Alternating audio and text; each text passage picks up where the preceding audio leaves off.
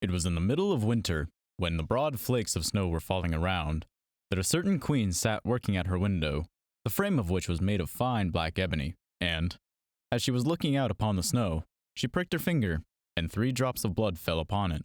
Then she gazed thoughtfully down at the red drops which sprinkled the white snow, and said, "Would that my little daughter be as white as that snow, as red as the blood, and as black as the ebony window frame." And so the little girl grew up. Her skin was as white as snow, her cheeks as rosy as blood, and her hair as black as ebony, and she was called Snow White.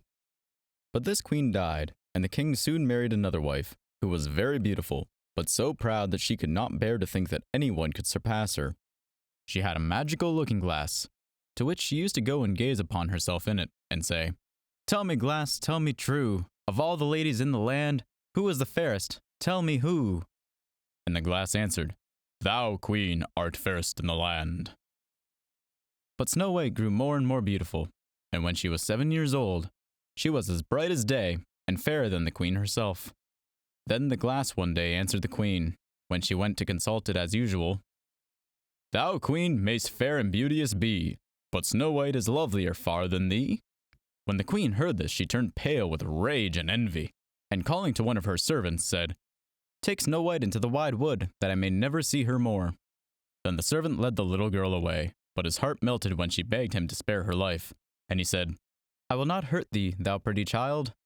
So he left her there alone, and though he thought it most likely that the wild beast would tear her to pieces, he felt as if a great weight was taking off his heart when he had made up his mind not to kill her, but leave her to her fate. Then poor Snow White wandered along through the wood in great fear, and the wild beasts roared around, but none did her any harm. In the evening she came to a little cottage, and went in there to rest, for her weary feet could carry her no further. Everything was spruce and neat in the cottage. On the table there was a spread of white cloth, and there were 7 little plates with 7 little loaves, and 7 little glasses with wine in them, and knives and forks laid in order, and by the wall stood 7 little beds.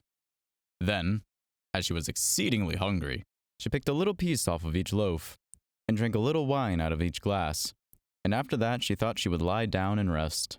So she tried all the little beds, and one was too long, and another was too short, till at last the 7th suited her, and there she laid herself down and went to sleep. Presently in came the masters of the cottage, who were 7 little dwarfs that lived among the mountains, and dug and searched about for gold. They lighted up their 7 lamps, and saw directly that all was not right. The first said, "Who has been sitting in my stool?" The second, "Who has been eating off my plate?" The third, "Who has been picking at my bread?" The fourth, "Who has been meddling with my spoon?" The fifth, "Who has been handling my fork?" The sixth, "Who has been cutting with my knife?" The seventh, "Who has been drinking my wine?" Then the first looked around and said, "Who has been lying on my bed?" And the rest came running to him, and every one cried out that somebody had been upon his bed. But the 7th saw Snow White, and called upon his brethren to come and look at her. And they cried out with wonder and astonishment, and brought their lamps, and gazing upon her, they said, "Good heavens, what a lovely child she is!" And they were delighted to see her, and took care not to wake her. And the 7th dwarf slept an hour with each of the other dwarves in turn, till the night was gone. In the morning Snow White told them all her story, and they pitied her, and said if she would keep all things in order, and cook and wash, and knit and spin for them, she might stay where she was, and they would take good care of her. Then they went out all day long to their work, seeking for gold and silver in the mountains, and Snow White remained at home.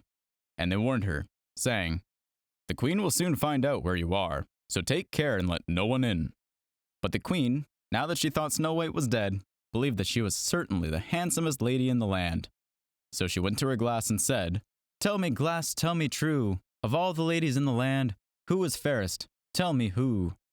And the glass answered, "Thou, queen, thou art fairest in this land, but over the hills, in the greenwood shade, where the 7 dwarves their dwelling have made, there Snow White is hiding, and she is lovelier far, O queen, than thee."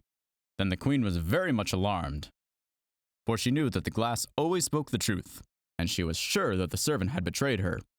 And, as she could not bear to think that anyone who lived was more beautiful than she was, she disguised herself as an old peddler woman, and went her way over the hills to the place where the dwarves dwelt. Then she knocked at the door and cried, "Fine wares to sell." Snow White looked out the window, and said, "Good day, good woman. what have you to sell?" "Good wares, fine wares," replied she, "laces and bobbins of all colors." "I will let the old lady in. She seems to be a very good sort of a body," thought Snow White. So she ran down and unbolted the door. "Bless me," said the woman, "how badly your stays are laced. Let me lace them up with one of my nice new laces." Snow White did not dream of any mischief, so she stood up before the old woman, who set to work so nimbly and pulled the lace so tightly that Snow White lost her breath and fell down as if she were dead. "There's an end to all thy beauty," said the spiteful queen, and went away home. In the evening the 7 dwarfs returned, and I need not say how grieved they were to see their faithful Snow White stretched upon the ground motionless, as if she were quite dead. However, they lifted her up, and when they found that was not the matter, they cut the lace, and in a little time she began to breathe, and soon came to herself again. Then they said, "The old woman was the queen.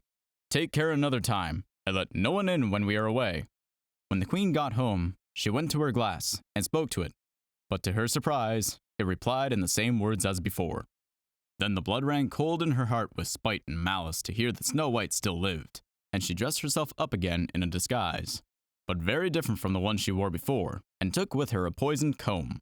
When she reached the dwarf's cottage, she knocked on the door and cried, "Fine wares to sell." But Snow White said, "I dare not let anyone in." Then the queen said, "Only look at my beautiful combs," and gave her the poisoned one. And it looked so pretty that the little girl took it up and put it in her hair to try it. But the moment it touched her head, the poison was so powerful that she fell down senseless. "There you may lie," said the queen, and went her way. But by good luck, the dwarves returned very early that evening, and when they saw Snow White lying on the ground, they thought what had happened, and soon found the poisoned comb. And when they took it away, she recovered, and told them all that had passed, and they warned her once more not to open the door to anyone.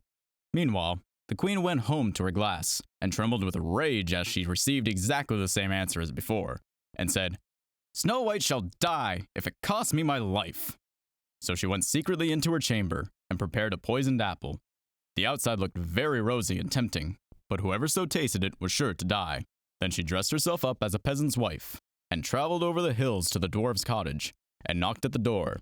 But Snow White put her head out of the window, and said, "I dare not let anyone in, for the dwarfs have told me not to." "Do as you please," said the old woman, "but at any rate, take this pretty apple. I will make you a present of it." "No," said Snow White, "I dare not take it."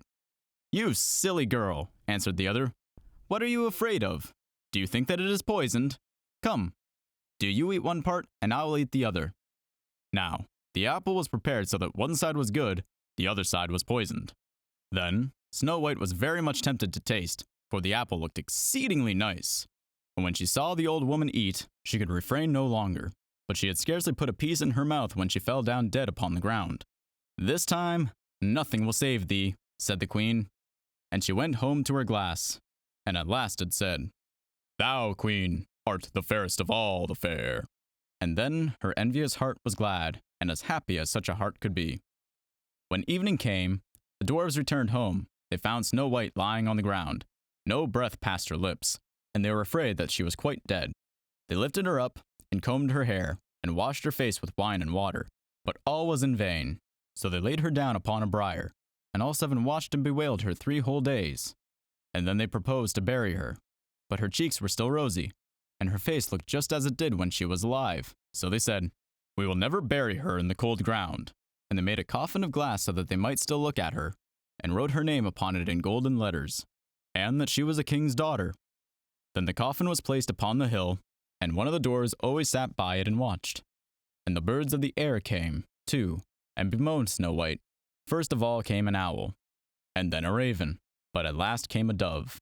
And thus Snow White lay for a long, long time, and still only looked as though she were asleep, for she was even now as white as snow, and as red as blood, and as black as ebony. At last a prince came and called at the dwarf's house, and he saw Snow White, and read what was written in golden letters. Then he offered the dwarves money, and earnestly prayed them to let her take her away. But they said, "We will not part with her for all the gold in the world." At last, however, they had pity on him, and gave him the coffin, but the moment he lifted it up to carry it home with him, the piece of apple fell from between her lips, and Snow White awoke, and exclaimed, "Where am I?" And the prince answered, "Thou art safe with me." Then he told her all that had happened, and said, "I love you better than all the world. Come with me to my father's palace, and you shall be my wife." Snow White consented, and went home with the prince, and everything was prepared with great pomp and splendor for their wedding. To the feast was invited, among the rest, Snow White's old enemy, the queen. And as she was dressing herself in fine, rich clothes, she looked in the glass and said, "Tell me, glass, tell me true, of all the ladies in the land, who is fairest? Tell me who." And the glass answered, "Thou, lady, art the loveliest here, I ween, but lovelier far is the new-made queen." When she heard this, the queen started with rage, but her envy and curiosity were so great that she could not help setting out to see the bride. And when she arrived and saw that it was no other than Snow White, whom she thought had been dead a long while, she choked with passion, and fell ill and died. But Snow White and the prince lived and reigned happily over that land many, many years.